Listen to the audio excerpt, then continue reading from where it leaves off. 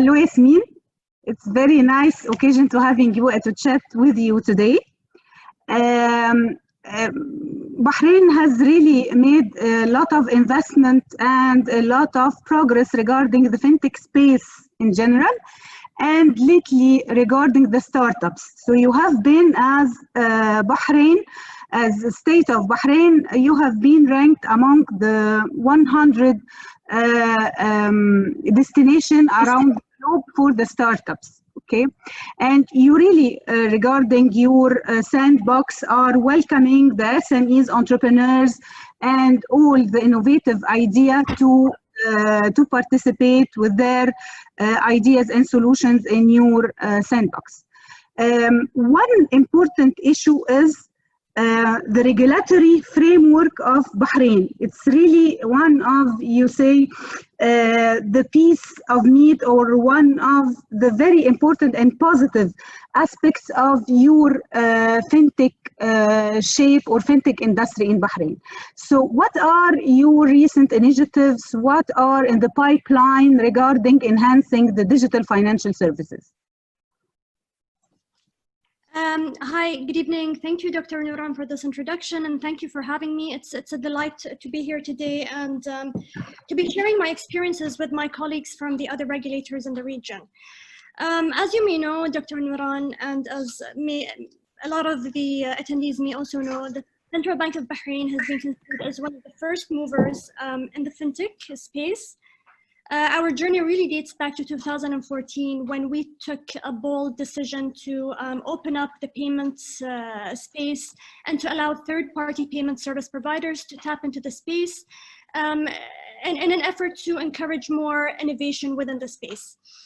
Since then, we have been taking a number of different steps and initiatives to further enhance the financial services sector, to foster more innovation within it, and to ensure that our financial services sector remains efficient. We are continuously embarking on reforming our regulations. So we continuously embark on researching the latest developments around the world in terms of fintech solutions, in terms of the new technologies that are coming up and their potential impact on the financial services sectors. And based on these studies, we then come up with proposals on how we can reform our regulations, or even come up with new regulations to encourage these new solutions to be catered to in the Bahraini market. Some of the recent initiatives that we're currently working on is, in an effort to really accelerate our move towards digital transformation, we've engaged with a third-party vendor at the Central Bank of Bahrain to prepare for us a digital transformation study, which will start from within the regulator and to move towards the whole financial services sector. It's going to highlight specific opportunities that we in Bahrain should focus on within the coming 3 to 5 years in terms of fintech. This is from one end. From another end, due to the global pandemic COVID-19, COVID-19 has really caused a transformation in the way that in many sectors operate, not only the financial services sector. And when it comes to fintech and digitalization, COVID-19 has really accelerated the requirement of financial institutions to adopt to digitalization to ensure business continuity. As a result, and as a pressing need to accelerate the movement towards digitization, we worked alongside our payment gateway company Benefit, and we have a few days ago introduced a new payment initiative, which is tap and pay using smart mobile devices based on tokenization of debit cards. So this is one of the initiatives that we've accelerated as a result of the pandemic. From another end, we're also engaging with a third-party vendor to come up with specific technical requirements in terms of open banking for the Kingdom of Bahrain. As you know, we've launched our open banking requirements and regulations back in 2018.